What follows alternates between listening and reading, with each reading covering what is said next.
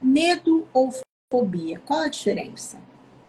Bom, vamos começar então por essa pergunta que ela é bem abrangente, mas ao mesmo tempo é razoavelmente simples de responder. Como eu falei antes, quando a gente fala em fobia, e até quando a gente fala em medo, é muito difícil não falar desses dois assuntos sem falar dos transtornos de ansiedade, porque as fobias fazem parte, né? Se a gente for pegar o manual diagnóstico lá de classificação das doenças mentais, o DSM-5, as fobias estão classificadas como um tipo de transtorno de ansiedade. Dentro dessa classificação dos transtornos de ansiedade, existem 3 tipos de fobia que fazem parte ali, né?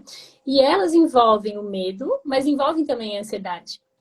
Qual que é a diferença entre o medo e a fobia? E depois a gente entra na ansiedade, assim, só para poder pontuar, né? O medo é uma reação natural, espontânea do nosso organismo, do nosso corpo, frente a um perigo real. Então, sempre que a gente passa por uma situação de perigo real, a gente vai sentir medo. Isso é natural.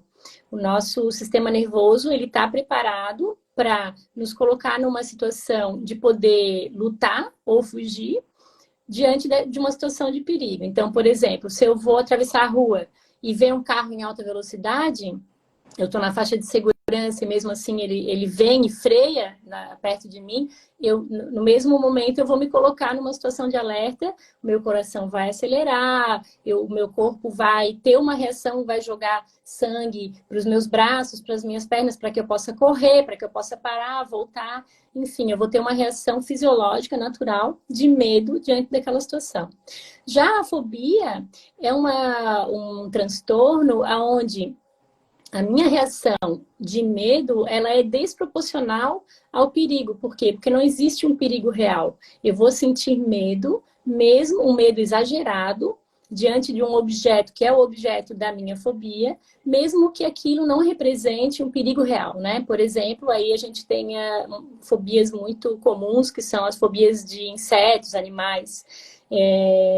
Então, eu posso, por exemplo, ter uma fobia a barata ou ter uma fobia a cachorro, e se eu tenho essa fobia, eu vou sentir medo, mesmo que aquele animal não esteja representando uma ameaça. Por exemplo, uma barata é um animal que a maioria das pessoas não gosta, acha nojento, asqueroso, mas ela não representa um perigo real. Ela não pica, ela não morde, ela Não não, ataca? não ataca, geralmente ela foge, né? Uhum. E mesmo assim tem muitas pessoas com fobia de barata. Cachorro, né? A maior parte das vezes, tu tá andando na rua, encontra um cachorro, aquele cachorro não vai atacar. Tem casos em que o cachorro pode atacar, mas na maior parte das vezes o cachorro ou ele tá acompanhado, ou ele tá na guia. A pessoa que tem fobia de cachorro, ela não pode ver um cachorro lá do outro lado, no final da rua, ela já começa a ter sinais de medo intenso. Então ela vai ter todas aquelas reações corporais que eu descrevi antes, mesmo não sendo um perigo real. E para caracterizar que realmente seja uma fobia, esses sintomas eles precisam ser, no mínimo, estar acontecendo no mínimo por 6 meses. Eles precisam trazer um prejuízo para a vida da pessoa, né? Então, por exemplo, eu já tive uma pessoa que eu atendi que tinha uma fobia a um determinado animal, e depois de um tempo, quando ela me procurou, ela já estava num estado em que ela evitava ao máximo sair de casa se ela não tivesse acompanhada.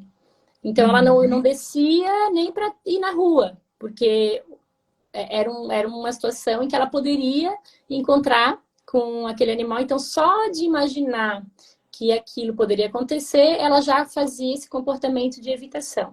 E aí é importante colocar isso, né? Que a maioria das pessoas que têm fobias acaba com o tempo criando comportamentos de evitação daquela situação onde ela poderia encontrar, se encontrar com aquele objeto da fobia, do medo dela. Tá? Diferente do medo, né? Porque Diferente do medo. o medo eu não evito, ele aparece fisiologicamente. Isso. Agora, a fobia, com o tempo, se instala esse processo de evitação do local, da condição, da possibilidade. Isso, exatamente. E aí isso também está relacionado com a ansiedade. Por quê? Porque a pessoa começa a ter ansiedade em função dessas situações possíveis de acontecer. Então, por exemplo, a pessoa tem aquele medo, aquela cliente, aquela pessoa que eu citei, né? Ela tem aquele medo, então ela já evita sair de casa. Porém, lá daqui a 3 meses, ela vai ter um compromisso em que ela vai precisar estar nesse compromisso, vai precisar estar num ambiente aberto, onde pode aparecer esse animal que ela tem medo. Ela já começa a ter ansiedade desde já.